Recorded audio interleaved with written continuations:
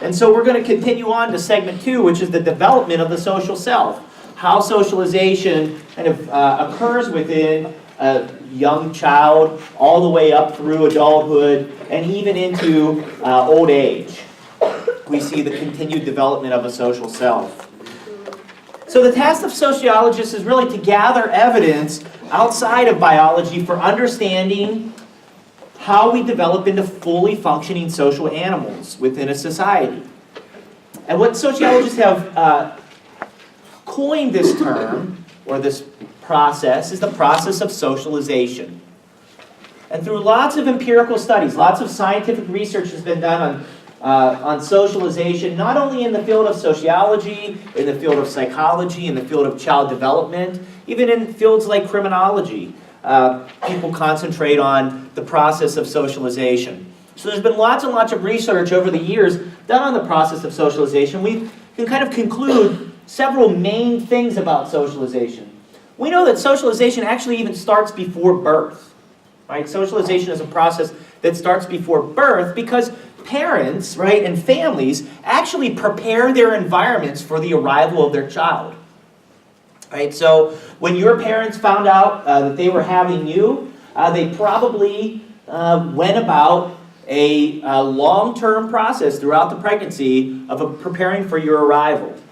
How many of you do you know if you had a nursery room whenever you were a child? Anybody have a nursery room? The vast majority of us had a nursery room. How many of you know or remember that you had a crib whenever you were a child? Had a crib. So the vast majority of you had cribs. How many of you know that your parents had a car seat for you waiting whenever you arrived, right? So they're going out and buying all of these different items, preparing their house, right? Probably from a house that wasn't very child-friendly to a house that is child-friendly. And they probably prepared different aspects of your arrival based on some of the knowledge that they gain about you along the way. So many parents choose to see what type of child or what the sex of their child is going to be upon its arrival, right? And may prepare a little bit differently based on that sex of the child. Sometimes parents find out that their child during pregnancy is going to be born with special needs. You know, I have a good friend that just found out that their child is going to be born with special needs. And as a result, they're preparing for the arrival of their little baby girl in a very different way than what they would prepare if that child was not of special needs. So socialization starts even before birth, as parents and family prepare for the arrival of this newborn coming into the world. And they prepare in very specific ways. Socialization requires a teacher, right? And it requires somebody to be taught, a modeler. So a teacher, someone to be taught, a modeler, someone to model behavior. So it requires a teacher modeler, and this is what we term an agent of socialization. So your parents, upon your birth, were really your first agents of socialization. They bring you into the world, they nurture you, they develop the attachments that are necessary for you to go on to become a complex social animal. They teach you oftentimes, early on your numbers and your letters. They teach you maybe your family history. They teach you your language. So your parents are an agent of socialization. Eventually you go on, you grow up, you get to be about 6 years old, 3 to 6 years old. You go into preschool or go into elementary school. And then in addition to your parents being an agent of socialization, you're introduced to teachers. Right? Teachers as agents of socialization. Eventually you start to develop some social relationships, probably from age 2 all the way up through adulthood. These are your peers. And your peers teach and model behavior for you that you pick up. So your peers are also agents of socialization. Eventually you go into the workforce. Maybe around age 16 you start working. And your employer starts to become an agent of socialization for you. So socialization requires these teachers to teach you both explicitly, implicitly, overtly and covertly, behaviors, attitudes, beliefs, norms, all of these different parts of culture that you then pick up and utilize in your own life. In addition to socialization requiring a teacher modeler or an agent of socialization, it also is both a conscious and a subconscious type of learning that occurs within the individual. So sometimes you are learning from an agent of socialization and you know that you're learning. Right? Y'all are taking notes in class. You're reading a book that I told you to read. You're trying to relate sociology to your major. Some of you are really successful at doing that. Some of you are going to struggle with that at first before you find it. And we all know that this is a classroom and the teaching and learning is supposed to occur. But teaching and learning occurs outside of the classroom, right? And occurs with lots and lots of different people, and oftentimes occurs without us knowing that it occurs. You know, when I was 20 or 21, 18, 19, 20, 21, one of my biggest fears was that I was going to start to act like my parents. I worried that I would start to act like my parents. And I started to find around age 20, age 21, I started picking up some of the mannerisms, some of the some of the behaviors, some of the practices that my parents practice. And then I would say, oh my God, I'm turning into my parents. Oh my goodness, how did this happen? Well, even though we may not want it to happen, we pick up subconsciously, covertly, from other people. Right? So we pick up behaviors, we pick up practices, we pick up attitudes and beliefs and ideas, and all of these different things that are contained within culture, both overtly, we know that we're doing it, but also covertly, consciously and subconsciously. Parents teach kids whether they know they're teaching them or whether they don't know that they're teaching them. And we see this reflected in a lot of the data. Children of parents who smoke cigarettes are more likely to take up smoking themselves than children of parents who do not smoke. And this is irrespective of the messaging that parents give children about smoking.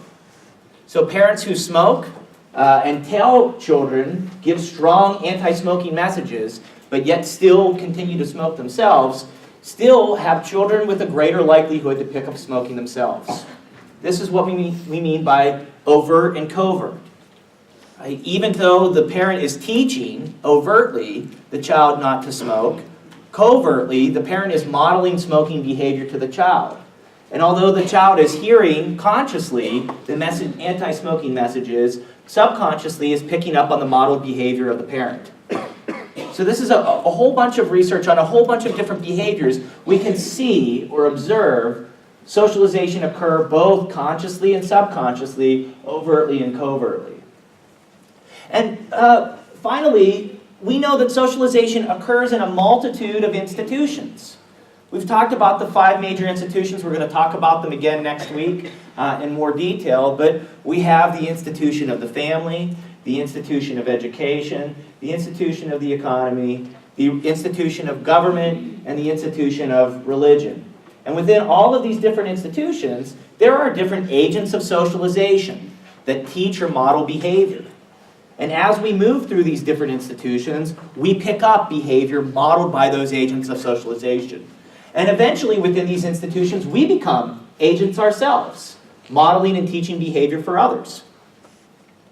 Right? So it occurs across the lifespan. Right? We're never done learning.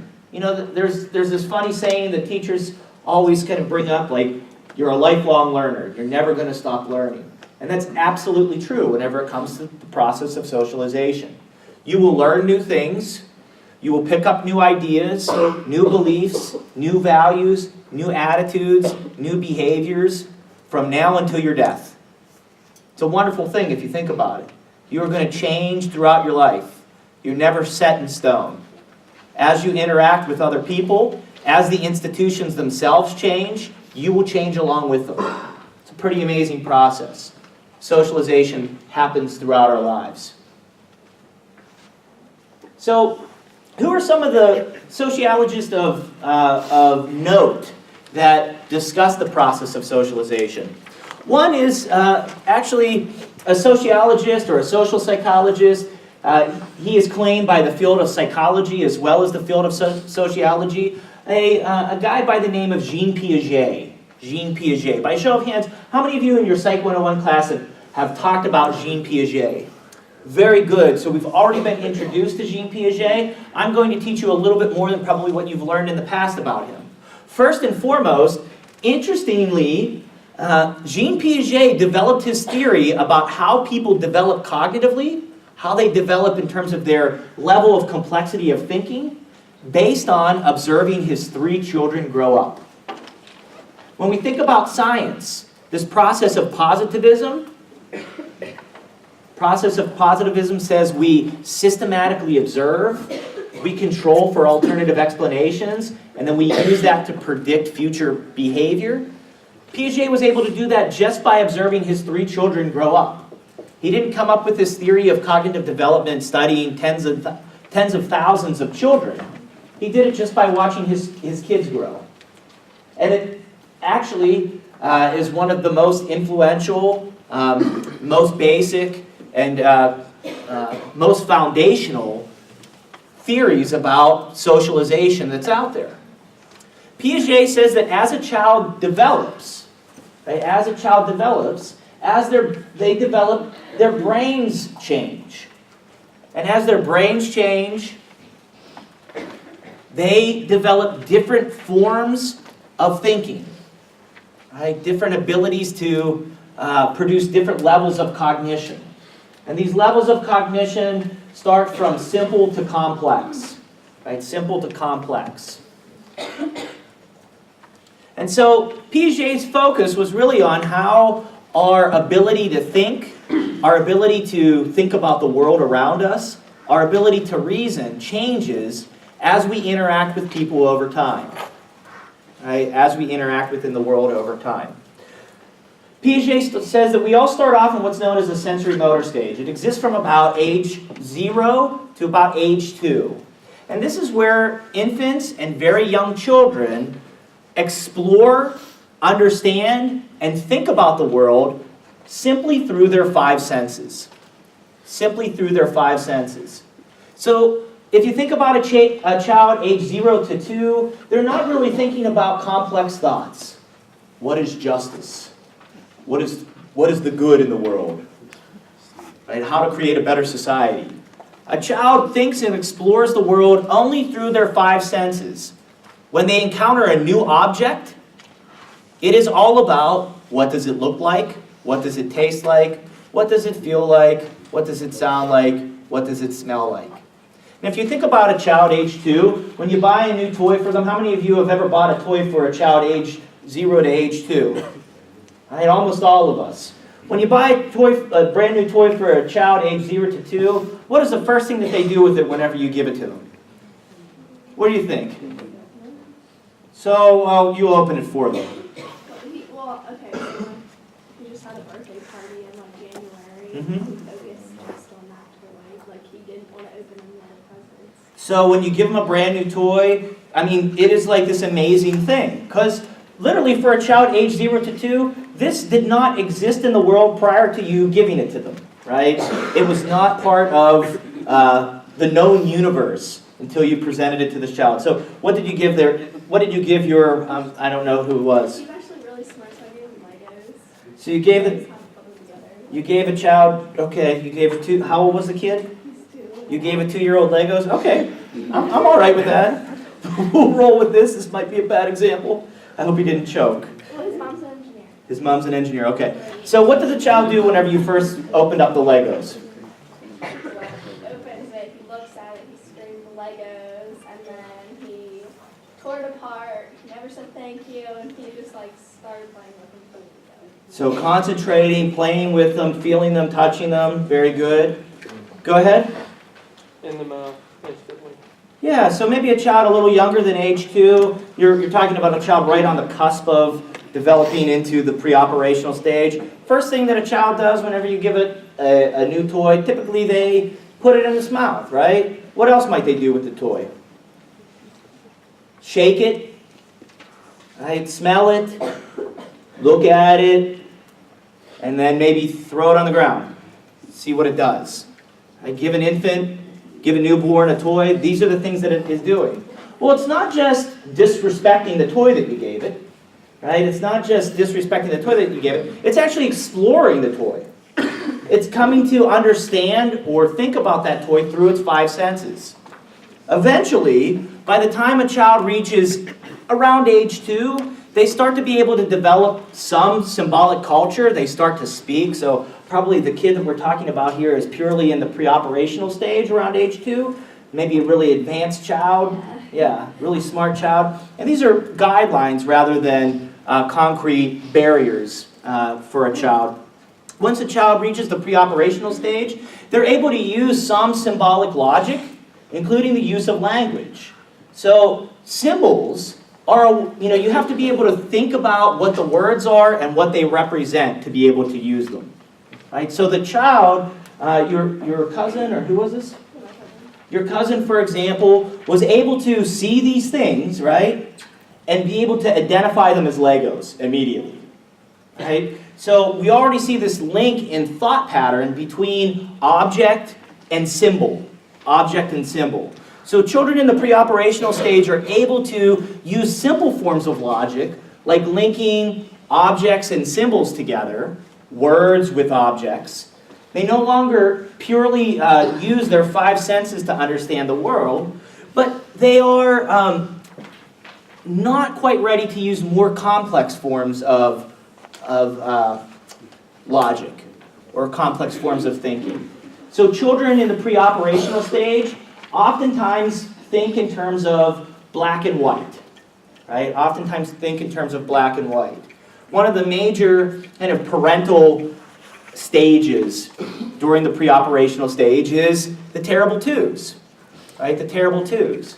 Well, what is actually going on in the terrible twos? You find, if you interview parents who have experienced the terrible twos with their children, it's that they have to constantly tell their child no, right? The child is running in the house, right? Maybe running in the living room. You tell them not to run. Don't run. Then all of a sudden they're running in their bedroom. I told you not to run. Now they're running in the, in the hallway. You tell them not to run. Then all of a sudden they're running in the kitchen. You tell them not to run. Why do you need to tell your child not to run 4 or 5 times? It's because these are 4 different areas. Right? They don't understand, or they can't really put together the complex logic to understand don't run in the kitchen also means don't run anywhere in the house. Right? So the terrible twos is really just a reflection of the child's thinking at this period of time. They can use some forms of logic, but they cannot use a more complex form of logic, which comes in the concrete operational stage. Children at this point are able to generalize. This would be called the process of generalization. When you tell a child don't run, they know not to run anywhere in the house. That's a process of generalization. That occurs in the concrete operational stage. Children are able to use more complex forms of logic, like this is where children start to be able to use and utilize mathematics. First adding and subtracting, then multiplying and dividing, and then even more complex forms of logic as well. They're able to understand more general concepts like what is right and what is wrong, generally. What is good, what is bad, generally, and so forth and so on. But what children often need in the concrete operational stage is the use of an aid. The use of an aid. So if you think about classrooms during this stage of development, age 7 to 12, children are learning mathematics. But within the classroom, typically if it's a good teacher, they will have a variety of different objects, different tools that they can utilize, that they can give the child to help that child use that complex form of logic. So in the 3rd grade classroom, you're going to see the times tables chart up on the wall. The child is using that could use that as an aid, to be able to figure out what 7 times 3 is based on that times tables chart. When a child first starts adding and subtracting, they're using their fingers, right? They're using their fingers, they're using their hands to add and subtract. This is a type of aid. In the classroom, they might have different shapes, different colors, different different objects to be able to help a child use something more complex like mathematics. And similarly, in classrooms, you might see a set of classroom rules that is an aid for a child to understand what the behavioral expectations are for them within the context of a classroom. And good parents use this type of same technique at home, understanding that the child can think at a higher level, but they may need some help in doing so. They may need the use of an aid in doing so. And then finally, around age 12, the use of the aid is no longer necessary. So around age 12, people enter into the formal operational stage, where they can think on a more complex level, and they can do so without help, right? Without help. What Piaget found, and he only wrote about this, very little in comparison to these changes in the mind, changes in thinking that he wrote extensively on, was that children in the sensory motor and the pre-operational stage tend to be known as what is called egocentric. And in stage 3 and stage 4, the concrete operational and the formal operational stage, children tend to move from an egocentric mindset to a sociocentric mindset. So what is egocentrism? The child is only oriented towards its own self-interest. So if you think about an infant that is exploring the world according to its 5 senses, it's only interested in interacting with people in terms of satisfying its hunger, satisfying its discomfort, right? Satisfying the problems that it has. In terms of the pre-operational stage, a child may be able to interact with others, but kind of thinks mostly of his or herself. So your cousin not wanting to open up anybody else's presents other than the one that you gave him, you got to be the lucky, what are you, niece, right? Cousin, niece? Cousin, sorry, I'm thinking aunt, uncle, whatever. So you get to be a lucky cousin because you gave the present that this child opened up and flipped out about. Not thinking about the fact that, the 2-year-old wasn't really thinking like, oh, I'm going to disappoint everybody else by the fact that I'm not opening up or caring about any of their other presents that they spent money on. Right? It's because the child is interested in its own self-interest. I like Legos. These are some Legos. Those are just some boxes that are work for me to open up, and I'm going to leave them aside for right now. Right? So children in these 2 stages are very egocentric. Once they move into the concrete operational and formal operational stage, they start to become more sociocentric than egocentric. That means that the child is oriented towards the interest and emotions of others as well as itself. We don't ever leave, egocentrism behind completely, but we start to develop sociocentrism. We start to think about others in relation to ourselves. And in the concrete operational stage, this is going to need the form of an aid. Oftentimes it requires a parent or a teacher to sit down and walk a child through thinking about others. Right? What did your actions do for so-and-so whenever you did this? If you're punishing it. If you are, if you're rewarding, oh, you did such a good job. Here's how so-and-so thought about that. Look what good you did. By the time you reach the formal operational stage, you're able to think about these things yourself. So, like I said, he talked about egocentrism and sociocentrism, but didn't really concentrate on how that actually happens. And that was left to another guy by the name of George Herbert Mead. Fully a sociologist, George Herbert Mead was a professor of sociology at the University of Chicago, and he came out with this very famous book that was published after his death about the social self. And in it, he discussed how the social self develops. Just like Piaget, Mead's observations of children found that it comes in 4 different stages. The first stage, which roughly corresponds with the sensory motor stage, is the imitation stage. Children start off in their interactions with others as imitating others' behavior. So if you think about an infant, if you think about a 1-year-old, if you think about a very young child, you'll notice that a lot of their behaviors and interactions with adults and with others are imitative behaviors. are imitative behaviors. One of the first things that typically occurs with the child is they lock onto the face of an adult. Right? So a child will start to follow the eyes, follow the face of the adult, even in early infancy. This is one of the first things that they do. So they're watching. Right? Young children are watching and observing what others around them are doing. Infants and very young children will imitate the speech patterns of adults. So when you hear a baby cooing, when you hear a baby giggling, when you hear a baby laughing, when you hear a baby kind of murmuring, it's really trying to imitate the speech patterns of adults around it. What you find is that young children vocalize when adults are vocalizing around them. So this, if you ever become a parent, talk to your children. And talk to your children as an adult would talk to a child. A lot of my friends who have children are surprised whenever I pick up their baby and I start asking their baby for stock tips.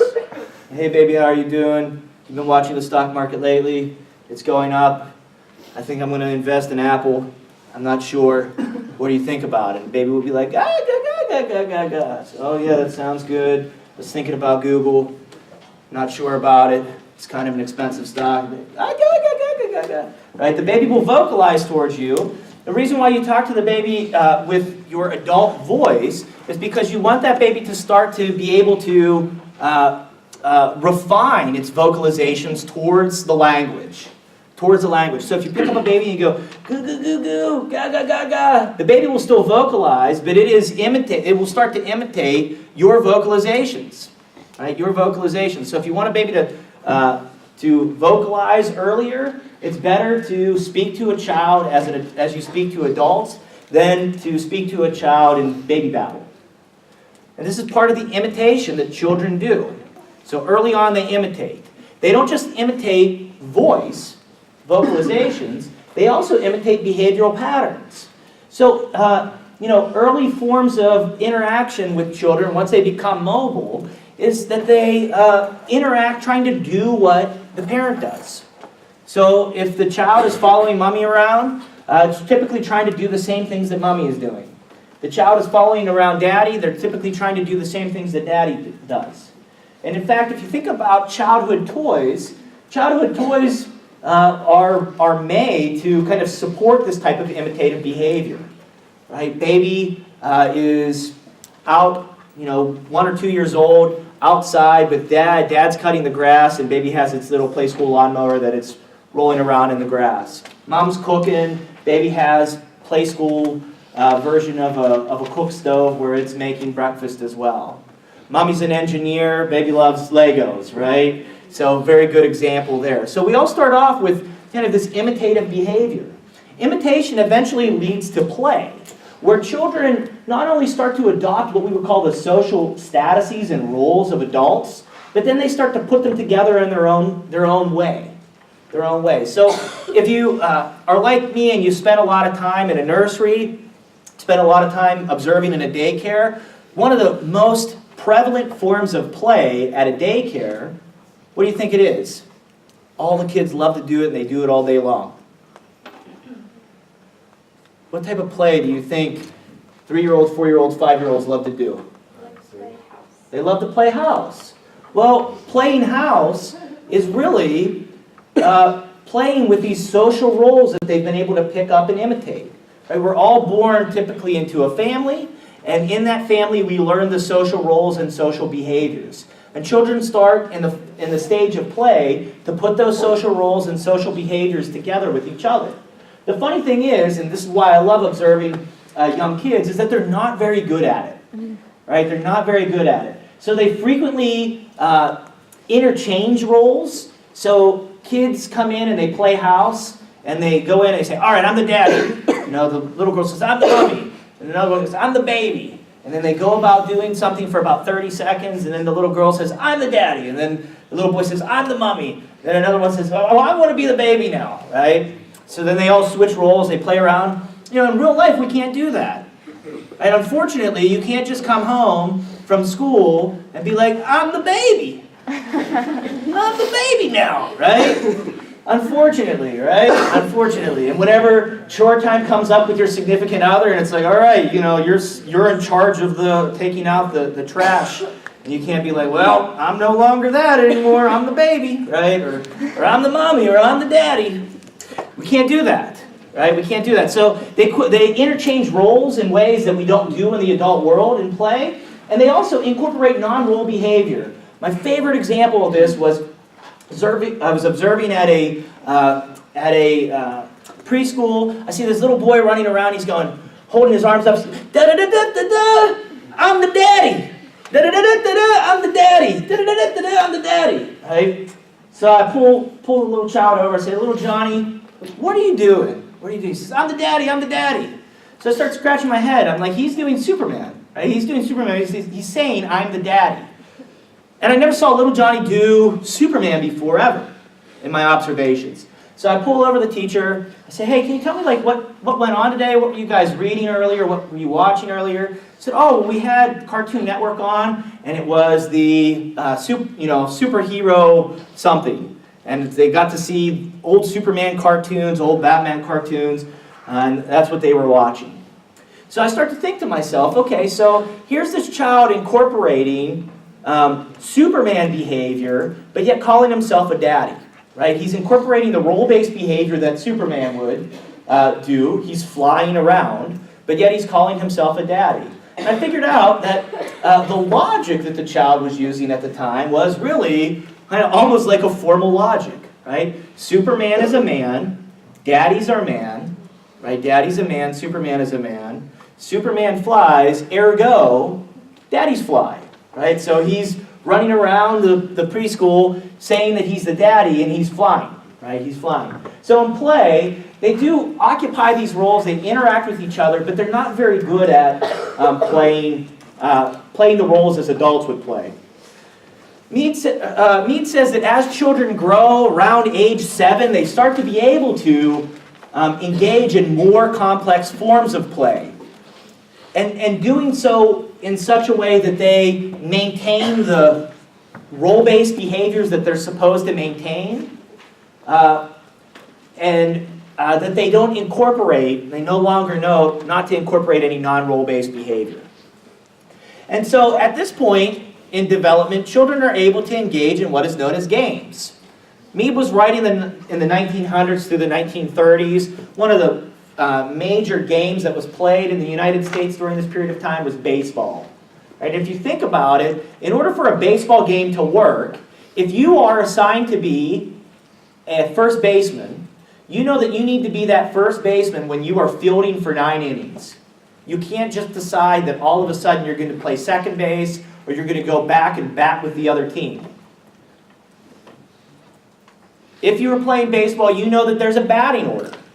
And that if you were batting fourth, you can't just all of a sudden decide to bat first. And that there's an order. You can't bat fourth and then bat fifth and then bat sixth and then bat seventh. You get your chance and that's it. If you can't understand those rules that are required, you won't be able to play the game of baseball. And let me tell you guys, I've watched children on the cusp go to a 6-year-old, right, age 6, go to their t-ball game. Anybody ever watch the 6-year-olds play t-ball? Because so almost all of you have watched 6-year-olds play t-ball. What was it like, sir? You said you watched 6-year-olds play t-ball. They're just running around. It's chaos. It's chaos. How many of you who've watched 6-year-olds play t-ball say it's chaos, right? Went to go see my good friend's daughter play t-ball for the first time whenever she was 6. And I was like, oh, how long does it take to play 9 innings? And my good friend says, 9 innings? Pfft, we get them around once and then we're exhausted and go home. I start to watch, the outfielders are out picking dandelions. The infielders are picking their nose. The one that is supposed to be up to bat is crying because he missed the ball 3 times.